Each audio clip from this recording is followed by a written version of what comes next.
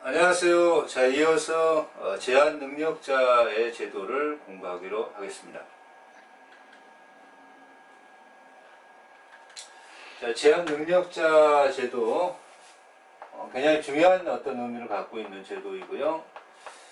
시험에서 중요하게 출제가 된다 이런 얘기죠. 과거에는 행위 무능력자라고 했는데 지금은 제한 능력자라고 이렇게 바꾼 지가 불과 몇 해 안 됐습니다. 불과 몇 해 안 됐고요. 법률행위에 있어서의 능력 자체가 좀 제한되는 거 아니냐라고 행위 무능력자라고 하는 용어가 조금 비하적 개념이 아니냐 이런 어떤 측면에서 이제 제한 능력자라고 용어를 바꾸었고요. 자, 여기에는 우리 민법의 71페이지가 나오고 있는데요. 제한 능력자의 유형이 나오고 있습니다. 만 20세 미만에서 19세 미만으로 된 지가 불과 몇 년 안 됐습니다. 그래서 만 19세에 달하지 않는 자, 자, 이걸 이제 미성년자라고 할 겁니다. 미성년자라고 할 것이고요.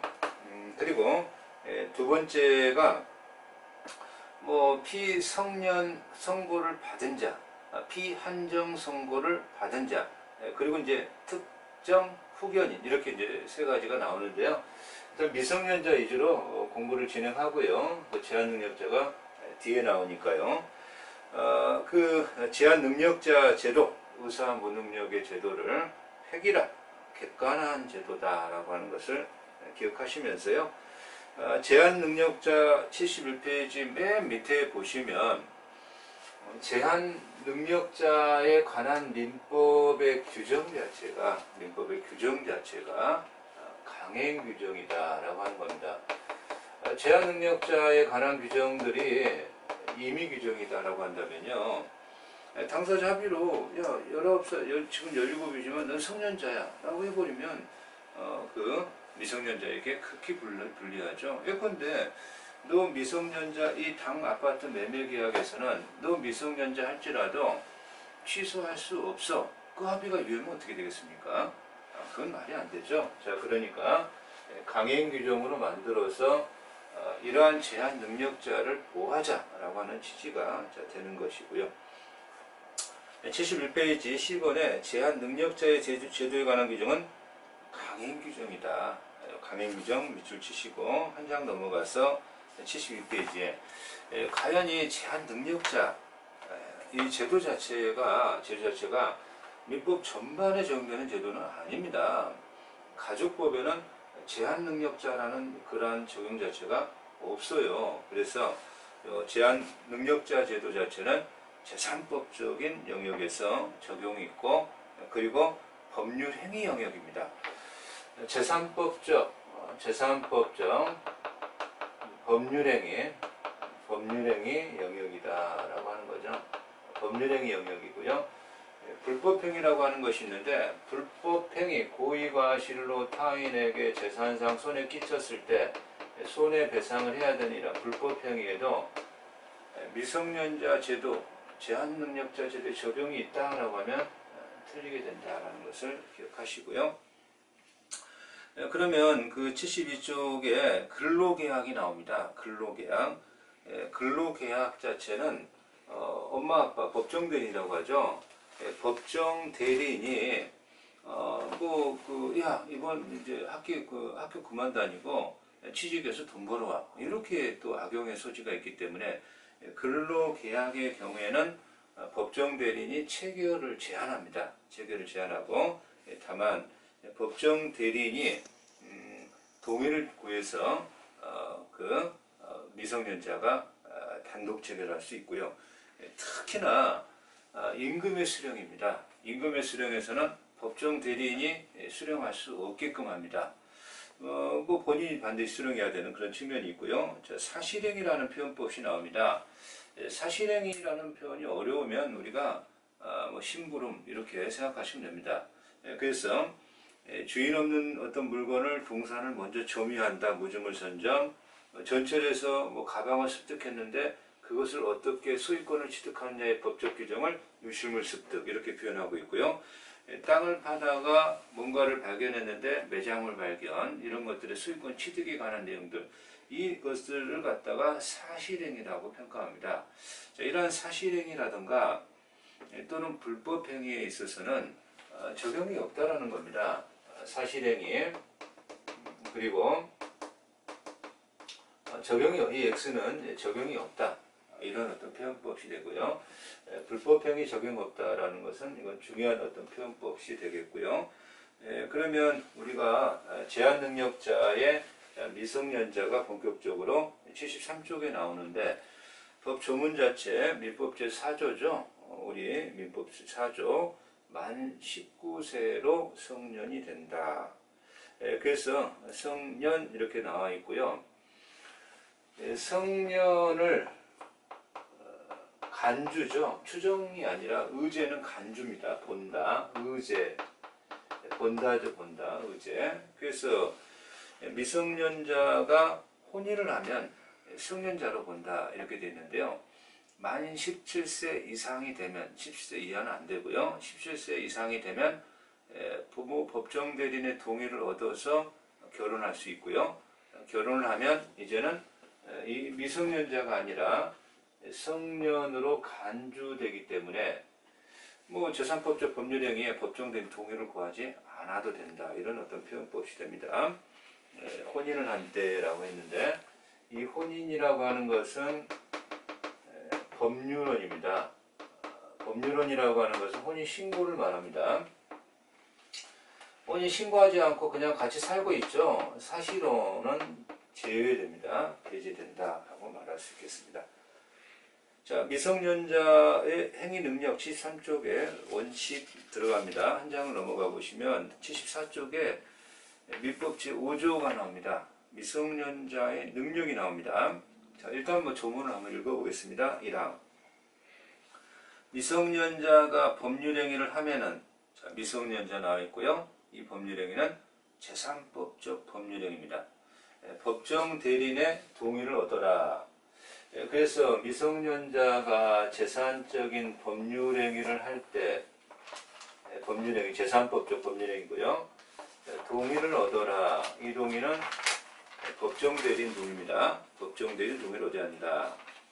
그러면 법률행위 할 때 동의를 얻어야 하는 게 원칙이라는 거죠. 원칙. 이게 원칙이라는 겁니다.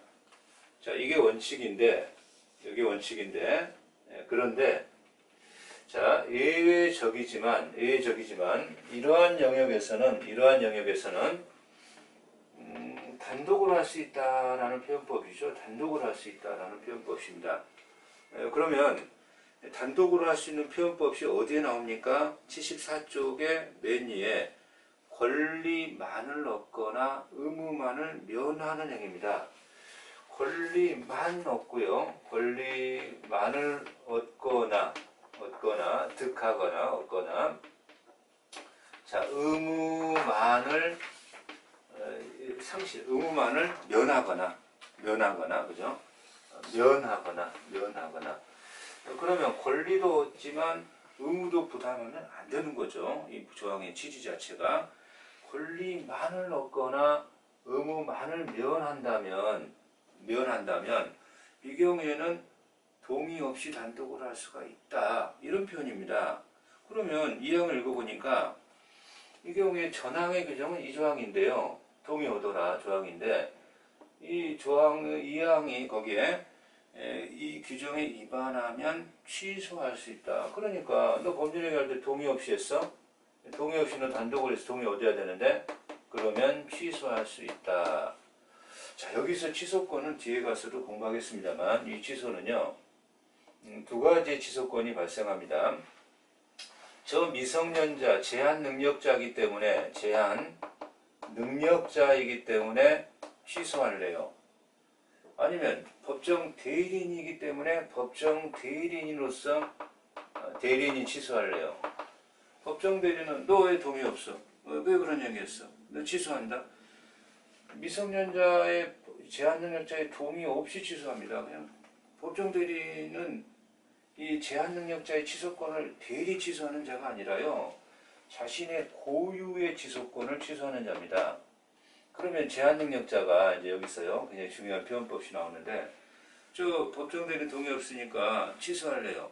취소의 동의를 얻어야 되는지, 법정대리는 취소의 동의를 얻어야 되는지, 그렇지 않다.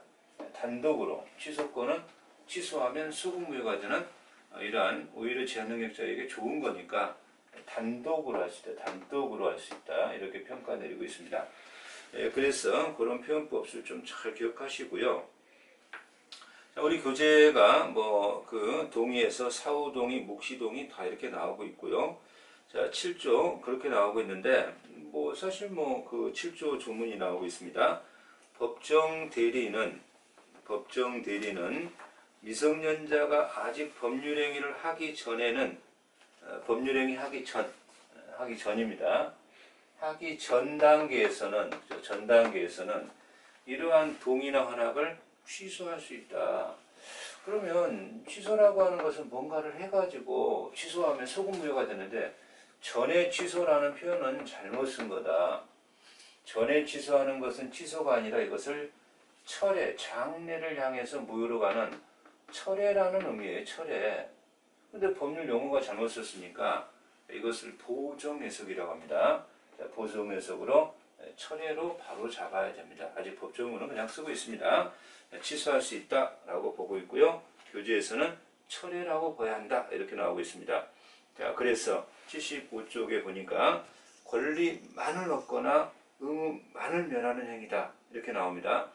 예컨대 교재에 나오는 부담 없는 증여. 자, 뭐 누군가가 미성년자에게 이 아파트 한 채 가져라. 부담이 없는 증여입니다. 부담이 없다라는 겁니다. 그러면 권리만을 얻는 겁니다. 그러나 이 아파트 2억짜리 넘길 때니까 2천만 원 저당권이 설정돼 있어.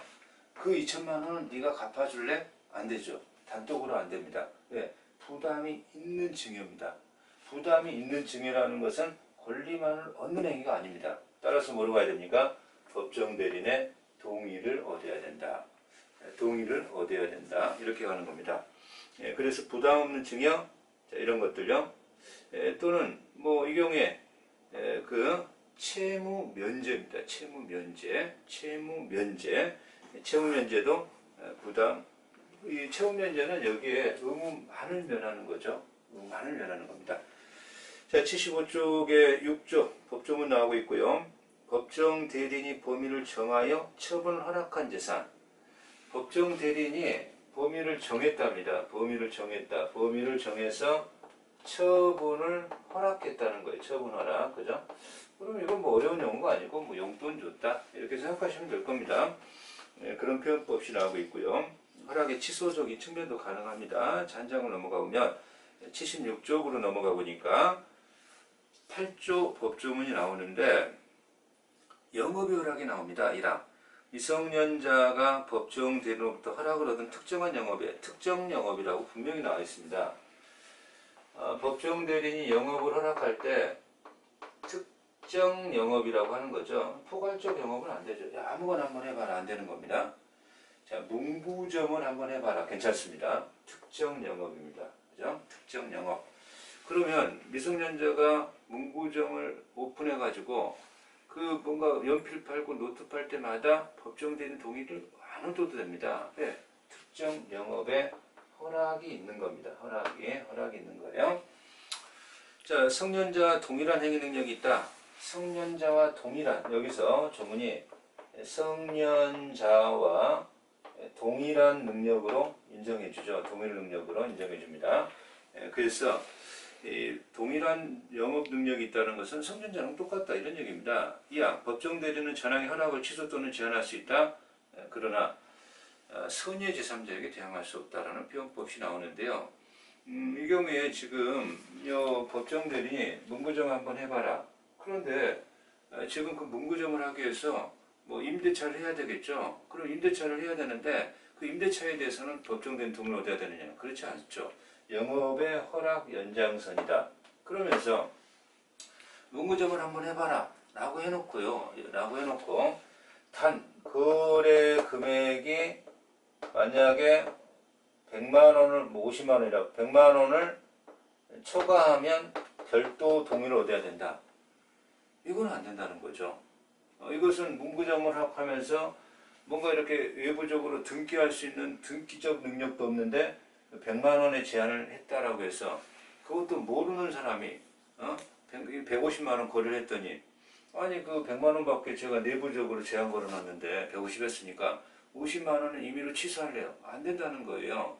자, 선의, 그러한 사실을 몰랐던 선의, 악의자에게는 할 수 있어요. 악의자는 적정히 대항했어야 되는 거 아니냐, 조치를 취해야지 라고 해서 전문의 취지가 이렇게 나가고 있죠. 자, 그리고 이제 76페이지 맨 밑에 보면 대리행위는 본인의 결과 직접 가니까 행위 능력을 요하지 않는 것이고요. 77쪽에 유언행위 좀 조심하셔야 됩니다. 만 17세에 달한 자는 단독 이용 가능합니다. 자, 그런 표현 근로계약 체결과 있는 참고 나오고 있고요. 자, 법정 대리인이 나옵니다. 법정 대리인의 종류는 엄마 아빠를 친권자라고 하고요. 엄마 아빠 다 죽어서 법원이 선임했을 때 후견이라고 합니다. 그래서 법정 대리인에는 친권자와 후견인이 나옵니다. 법정 대리인의 권한 나옵니다. 법정 대리인의 권한은 뭐가 있습니까? 라고 했을 때 법정 대리인의 권한이죠. 대리인의 권한. 그럼 법정 대리는 일단 뭐예요? 이 경우에 동의권이 있겠죠. 우리가 공부한 조문에 의해서. 동의 없이 법률행했을 때 뭐 할 수 있다는 거예요? 취소권이 있겠죠. 이 취소권은 제한 능력자의 취소를 대리 취소한다라고 하면 틀리고요. 고유의 취소권이라고 평가했었죠. 그러면 동의, 취소. 사실 그 법정 대리는 대리권이 가장 본질적인 어떤 측면이죠. 자, 이런 거죠. 동의권, 대리권, 한 장을 넘어가니까 취소권, 그죠? 이 세 가지가 있고, 그 취소권에서요, 이것은 법정 대리인의 자신의 고유의 취소권인 것이지 제한 능력자의 취소를 대리하는 것 아니다. 이렇게 나옵니다. 그러면 미성년자를 일단 공부를 했기 때문에 자, 피성년, 피한정, 그죠? 그리고 피성년, 피한정, 특정 후견 이 세 가지를 더 공부하시면 될 것 같습니다. 자, 그래서 교재가 피성년 후견이 나옵니다. 이것은 개념 위주로 공부하시면 될 것 같습니다. 피성년 후견인이 나오고 있습니다. 후견인. 여기는 조문 위주로 좀 공부하셔도 될 것 같은데요. 예컨대 질병, 장애, 노령, 그 밖의 사유로는 정신적 제약으로 사무 처리 능력이 지속 결여입니다. 사무 처리 능력이 지속적으로 결여한 자. 여기서 조심할 것은 사무 처리를 지속적 결여한 자는 피성년 후견인이다. 틀렸죠? 아닙니다. 법원에 선고가 있어야 됩니다. 법원에 선고가 중요한 겁니다. 자, 왜요? 제한 능력자는 획일화된 제도라는 겁니다. 획일화된 제도. 자, 그래서 이 피성년 후견인에 대해서 이런 개념적인 정의를 잘 하셔야 됩니다. 피성년 후견인에 대한 법 조문이 79쪽에 나옵니다. 조문을 먼저 읽어보겠습니다. 피성년 후견인. 피라고 하는 것은 성년 후견인의 법원의 판정이 있다. 이런 어떤 평가입니다. 여기 그 조문 자체 1항에 구조 1항 가정법원은 이런 어떤 내용들은 이제 가정법원이 담당하고 있고요. 질병, 장애, 노령 그 밖의 사유로 정신적 제약으로 사무를 처리할, 그죠? 사무 처리 능력이 지속결여자, 지속결여, 여기 이제 표현이 나오고 있고요. 지속적으로 결여된 사람에 대해서 자, 본인도 된다는 거 동그라미 치시고요. 그런 사람이 세상에 없겠지만 자기를 피성년 선고해달라라고 할 수도 있다는 겁니다. 본인, 배우자, 사촌인의 친정, 미성년 후견인, 미성년 후견 감독인, 한정 후견인, 자, 그리고 이제 쭉 가니까 검사. 검사는 형사법적으로 소송을 제기해서 공소를 유지하는 자이지만 이러한 민법적인 영역에서는 국가의 대리인이 됩니다. 그래서 검사가 여기에 피성년 후견을 청구할 수 있는 청구권자라는 거. 자, 검사 동그라미 치시고 지방자치단체의 장이 또 나오고 있습니다. 이런 자들의 청구에 의하여, 자, 청구가 있어야 됩니다. 그 표현은 법원이 직권으로 피성년 후견을 선고할 수는 없다는 얘기고요. 청구에 의하여, 그죠? 자, 그래서 심판을 한다. 법원이 심판하는 겁니다. 법원이 심판을 한다. 법원의 심판이라는 형식적 요건이 있어야 피성년 후견이다. 그런데 이항의 가정법원은 성년 후견 개시에 심판할 때 본인의 의사를 고려한다. 이렇게 나오죠. 그래서 그 의사 고려까지 이제 기억하시면서 자, 79페이지에 맨 밑에 10조 나옵니다. 피성년 후견인의 법률행위는 자, 아주 중요한 표현이 나왔습니다. 이 자는 취소할 수 있다라고 나와 있습니다. 취소할 수 있다. 그렇다면 우리가 아직 피한정 후견인을 공부하지 않았지만 피한정 후견인은 법정 대리인의 동의가 없다면 취소할 수 있다. 이렇게 간다는 거예요. 그러면 여기는 동의의 문제가 없이 그냥 취소할 수 있다라고 갔다는 겁니다. 조문 자체가. 그 표현법은 피성년 후견인의 법정 대리인의 동의권이 인정이 안 된다는 거예요. 아주 중요하죠. 피성년 후견인은 법정 대리인의 동의를 얻으면 유효한 법률행위를 할 수가 없는 자입니다. 피성년 후견인의 동의를 얻었다 할지라도 취소할 수 있다라는 중요한 법조문의 문구입니다. 자, 그 중요한 문구를 잘 기억하시고 1항이 그러한 의미를 내포하고 있죠. 2항 제1항에도 불구하고 가정법원은 취소할 수 있는 피성년 후견인의 법률행위를 정할 수 있다. 자, 너무나 이렇게 광범위한 취소이기 때문에 이런 영역은 취소권이 배제되는 거야. 취소 배제의 범위를 피성년 후견을 선고할 때 정할 수 있다라는 표현법이시죠. 자, 그래서 이 3항 가정법원은 본인 이렇게 쭉 나오고 있고요. 자, 청구에 의하여 이런 자들의 청구에 의하여 범위 변경도 가능하다. 범위 변경도 법원의 판단이죠. 자, 4항 아무리 그래도 일상적인 생활, 과도하지 아니한 일상적 생활, 그죠? 일상적인 떡볶이 사 먹고, 그죠? 일상적인 생활이랍니다. 떡볶이 사 먹고 노트 샀는데 이거 취소한다는 것은 곤란하다. 이것은 취소할 수 없다. 자, 이게 이제 피성년 후견인의 능력입니다. 능력. 자, 기억하시고. 80쪽 넘어가면 여기는 조문 위주로 공부하셔도 충분합니다. 자, 성년 후견의 종류의 심판 따라서 성년 후견인이 정신능력이 정상이 되었다라고 해서 행위능력자가 되는 게 아니라 이렇게 후견 종류의 심판에 법원의 심판이 있어야 종료한다는 겁니다. 자, 그래서 원인이 소멸하면 일정한 이러한 이해관계인의 청구에 의하여 성년 후견 종류의 심판, 자, 이래야 이제 정상이 된다는 거고요. 자, 우리 이제 80쪽의 피한정 후견인, 그러면 피한정 후견인은 피성년 후견인과 무엇이 다를까요? 이걸 이제 핵심으로 잡아야죠.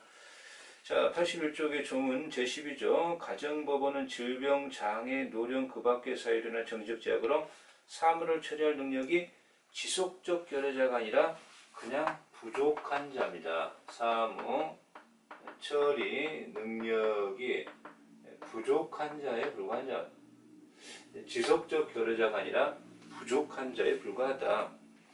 자, 여기 이해관계 쭉 똑같고요. 청구에 의하여 심판이 떨어져야 이제는 피한정 후견이다. 이렇게 평가할 수 있을 겁니다.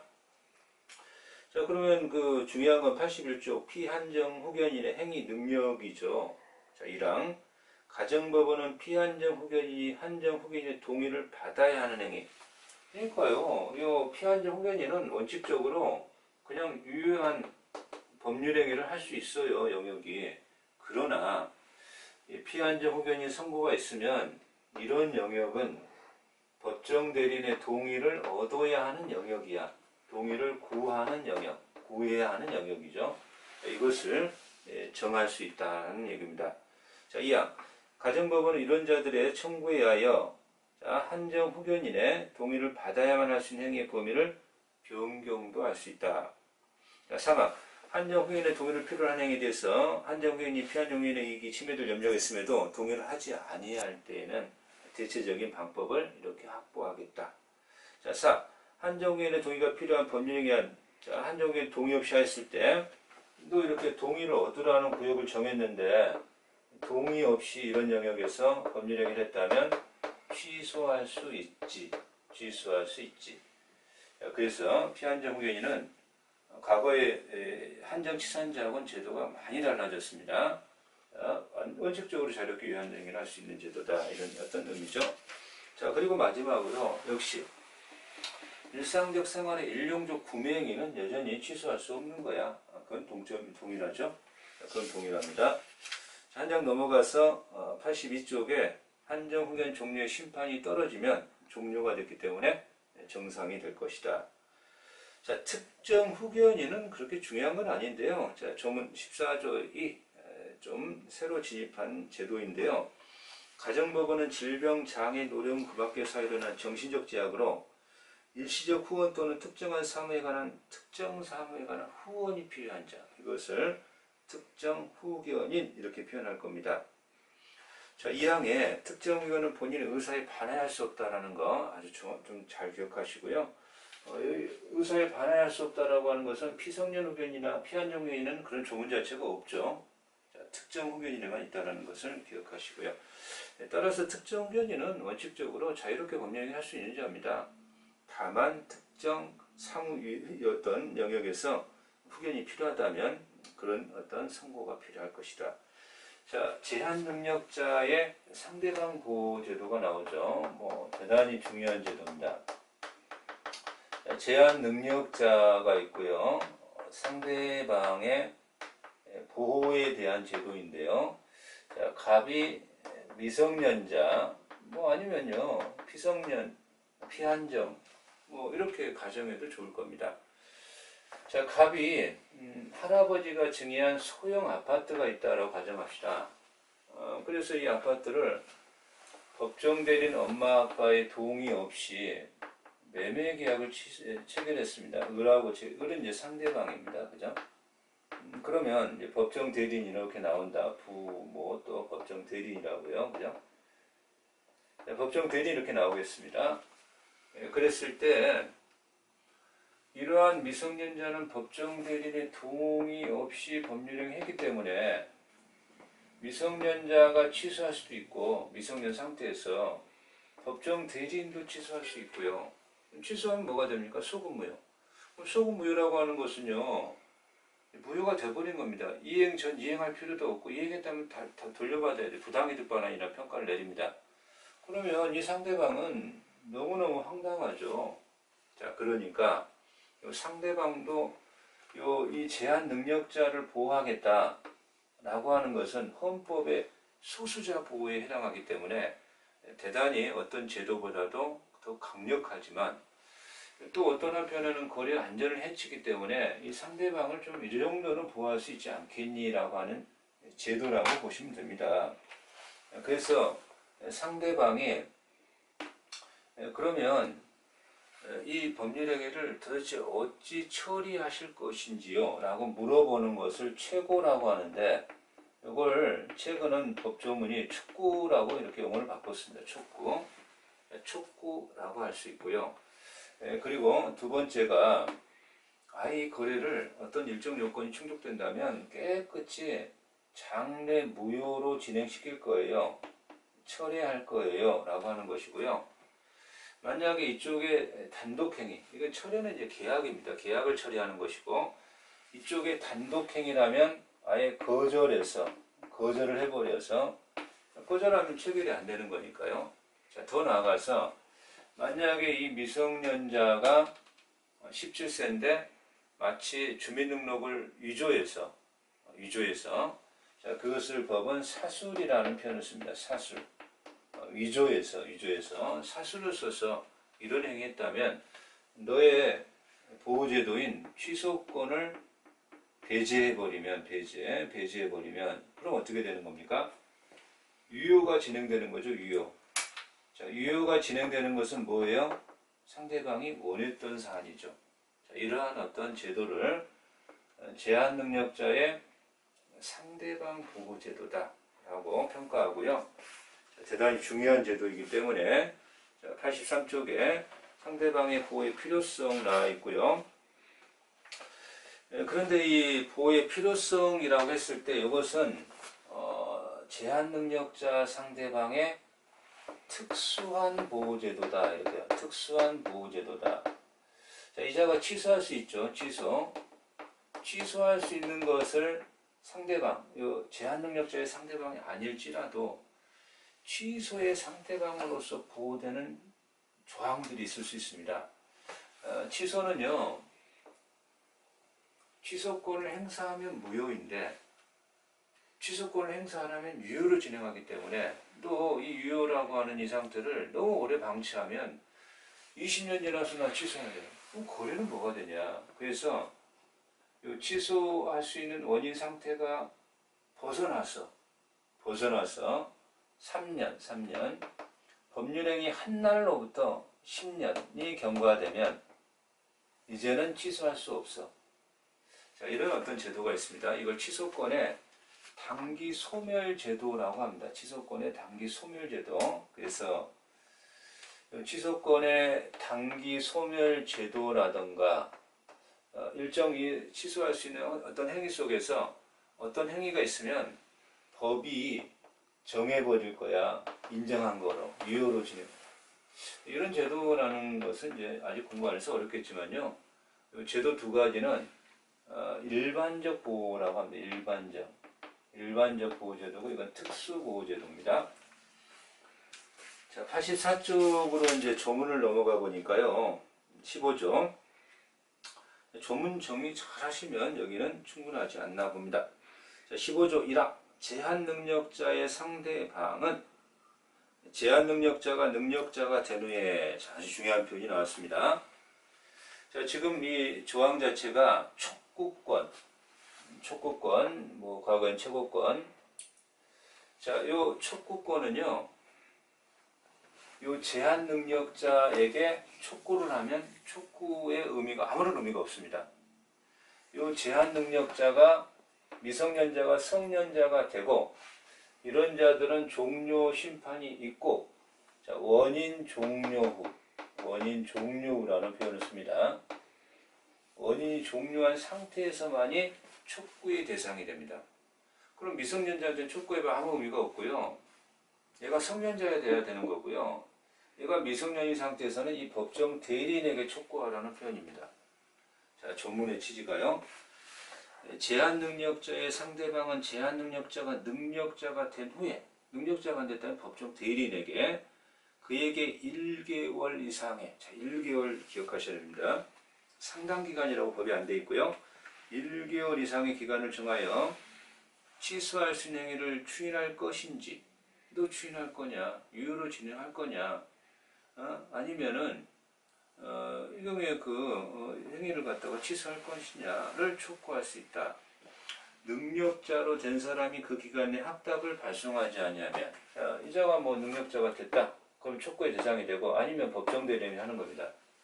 촉구를 했더니, 그죠? 촉구를 했더니 1개월 이상 기간을 정해서 아무런 소리도 발하지 않는다는 거예요. 촉구할 것, 취소할 것인지 추인할 것인지 아무 소리도 안 해요. 발하지 아니하면. 이게 이제 굉장히 중요한 표현인데요. 원칙 민법의 대원칙은 도달주의인데 여기서는 발신주의를 취하고 있다는 거. 그러면 이제 정리를 해줘야 되는 거죠. 민법이. 아무 소리 안 했으니까 어찌할 거냐. 그죠? 자, 이 경우에 촉구할 수 있다라고 하고요. 그죠? 능력자로 된 사람이 그 기간 내에 확답을 발송하지 않으면 법은 추인으로 흘러버린다. 자, 발하지 아니하면 추인으로 보겠다. 추인은 뭐예요? 유효로 진행. 취소가 차단됩니다. 자, 그리고 2항. 제한 능력자가 아직 능력자가 되지 못한 경우에 그의 법정 대리인에게 촉구해라. 그렇죠? 자, 법정 대리인 그 정해진 기간 내 학답을 발송하지 않으면 역시 뭐로 흐르겠다? 유효로 흐르겠다. 추인으로 흐르겠다. 자, 여기 추인으로 흐르는 것이지 추인을 거절한 것으로 본다. 틀리죠? 자, 이거 중요합니다. 자, 그래서 다만 아주 예외적으로 법정 대리인이 뭔가 그 절차가 일정 절차가 친족 상속에 필요해서 친족계 절차가 필요하다 이런 경우에만은 취소한 것으로 본다. 친족계 절차를 밟아야 되는데 아무 소리 안 하면 취소한 것으로 보겠다. 그죠? 자, 뭐 추인으로 이렇게 본다라고 해야지 취소로 본다, 추인 거절로 본다라든가 또는 취소로 본다라든가 뭐 둘 다 틀린다는 것을 중요하게 기억하셔야 됩니다. 자, 그러면 우리 85쪽 16쪽 제한 능력자가 받은 계약은 계약 추인이 있을 때까지 상대방이 그 사표시를 철회. 상대방이 계약 당시에 제한 능력자임을 알았다. 자, 알았다. 그러면 악이라고 말합니다. 민법은. 이자는 철회권을 인정하지 못하겠다. 몰랐어야. 거래 시점에 이자가 제한 능력자임을 몰랐어야 선이어야 철회권을 보장한다. 이 조문입니다. 조문 취지 잘 기억하시고요. 자, 그래서 거절로 갑니다. 거절은 단독행위입니다. 거절은 단독행위. 이것은 선, 악을 불문하고 거절이 가능하다. 자, 그렇게 기억하시고요.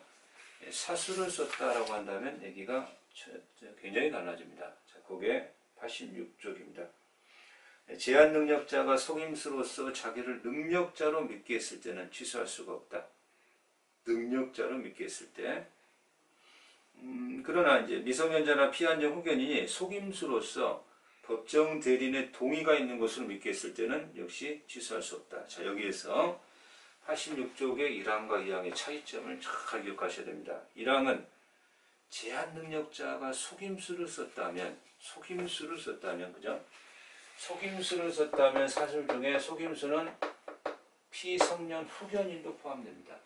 그러나 동의가 있는 것을 믿게 한 건 미성년자하고 피한정 후견인에 족합니다. 동의가 있게 밑에 사술은 피성년 후견인에 해당하지 않는다는 겁니다. 이 차이점을 반드시 기억하셔야 됩니다. 자, 그래서 우리가 제한 능력의 상대방 보호제도라는 중요한 내용까지 공부했습니다. 자, 이번 시간 여기서 마치겠습니다. 수고하셨습니다.